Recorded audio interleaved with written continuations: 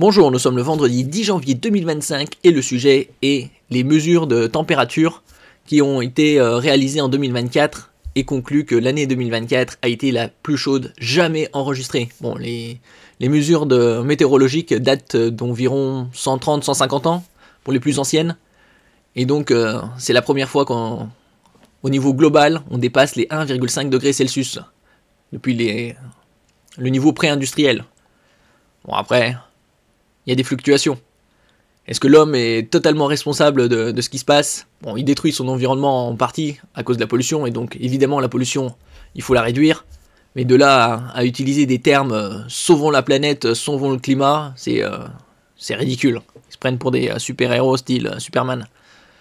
N'oubliez pas de vous abonner pour plus de news nationales, européennes et internationales sur ce monde merveilleux dans lequel nous vivons. L'année 2024 a été l'année la plus chaude jamais enregistrée au niveau mondial. Copernicus, le système européen d'observation du climat, publie son bilan annuel ce vendredi matin. Pour la première fois en 2024, la température moyenne mondiale a dépassé de 1,5 degrés Celsius son niveau pré-industriel. Pré-industriel, c'est à peu près il y a 2 siècles. Et donc, il tablait également sur une hausse des températures de 1,5 degrés Celsius vers 2100. Bon, là, on est en 2025, donc dans 75 ans, c'est très très loin. Et ils disent que c'est 1,5 degré, c'est râpé, 2 également, il faut tabler sur 2,5. Après, évidemment, 0,1 degré d'augmentation au niveau planétaire, c'est des milliards et des milliards de joules d'énergie. Et donc, quelle serait la solution? Bon, il faut limiter la pollution, certes, mais de là à utiliser des termes comme sauvons le climat, sauvons la planète, c'est du délire. Comme pressenti depuis des mois, 2024 a été l'année la plus chaude jamais enregistrée depuis le début des relevés de température en 1850. Oui, donc ça fait un peu plus de 150 ans, 174. 175 environ. C'est ce que confirme Copernicus, le système européen d'observation du climat, qui publie son bilan annuel ce vendredi matin. Selon Copernicus, la seule année 2024, mais aussi la moyenne des 2 années 2023-2024, a dépassé 1,5 degré Celsius de réchauffement par rapport à l'ère pré-industrielle, avant que l'utilisation massive du charbon, du pétrole et du gaz fossile ne modifie en profondeur le climat. Bon, ce qu'il faut faire, c'est surtout éviter la pollution maritime avec les rejets de pétrole et les sacs plastiques et autres déchets plastiques qui mettent un temps fou à se dégrader. Après, on retrouve tout ça dans la chaîne alimentaire. Selon certains scientifiques ou publications, chaque humain ou français ingère une carte de crédit par semaine en plastique. Bon, après c'est une moyenne. Hein. Est-ce vrai, est-ce faux? Cela ne signifie pas pour autant que la limite la plus ambitieuse de l'accord de Paris a été franchie, rappelle Copernicus. Il faudra pour cela plusieurs années de dépassement du seuil de 1,5 degré Celsius. Plusieurs années, ça fait déjà 2 en moyenne. Peut-être 3, 4, 5, une décennie complète. Ce qui est sûr, c'est qu'il faut réduire la pollution. Ça, on est d'accord. Mais cela souligne le fait que les températures mondiales grimpent au-delà de ce que les humains modernes ont connu. En effet, le réchauffement du climat actuel est inédit depuis au moins 120 000 ans selon les scientifiques. Voilà, c'est selon les scientifiques, hein. Basé sur du carottage en Antarctique, dans les glaces. Faut pas oublier non plus que, par exemple, les explosions de volcans, comme style Krakatoa, il y a environ 140 ans, c'était en 1883 ou 86, avait libéré des milliards de tonnes de particules dans l'atmosphère, et la température avait baissé de quelques degrés. Bon, c'était juste pendant quelques années. Il y a eu d'autres explosions au Moyen-Âge, des siècles et des millénaires en arrière. Donc ça aussi, ainsi que les incendies de forêt. C'était il y a quelques années, il y avait au Canada 10 millions d'hectares qui ont été calcinés. Et donc ça a libéré des millions et des millions de tonnes de CO2 dans l'atmosphère. Et en plus d'autres particules. Des particules qui finissent sur une bonne partie sur la glace, des calottes polaires. Et donc ça réfléchit moins la lumière. Et donc ça accroît sa fonte.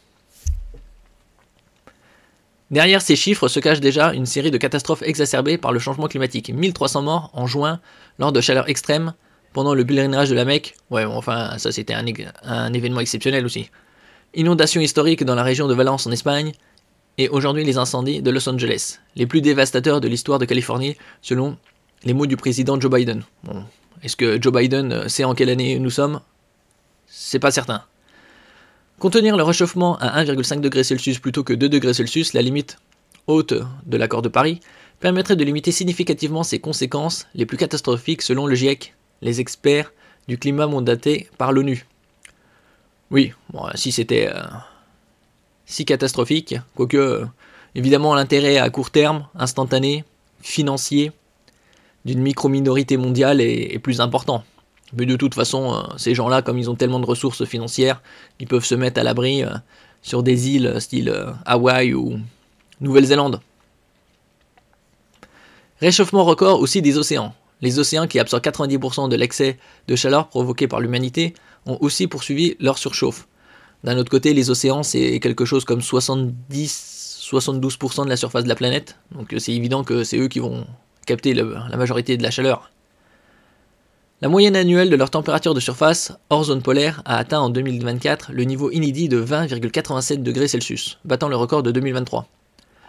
Outre les impacts immédiats des canicules marines sur les coraux ou les poissons, cette surchauffe durable des océans, principal régulateur du climat terrestre, affecte les courants marins et atmosphériques. Oui, avec le Gulf Stream.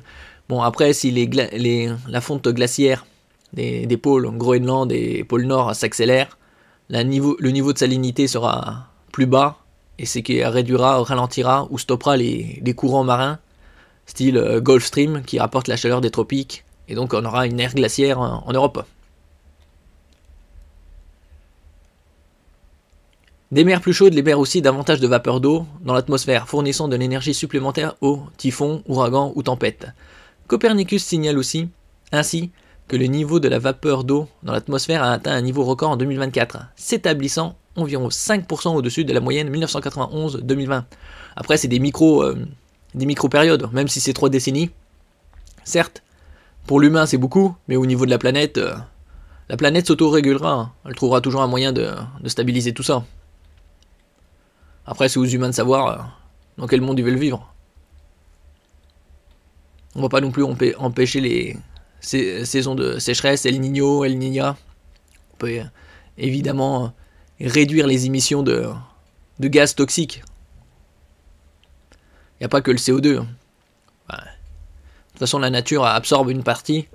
Il faut éviter aussi de couper des millions et des millions d'hectares de forêts, comme à Bornéo pour planter de l'huile de palme, ou au Brésil. Merci pour votre écoute et à la prochaine.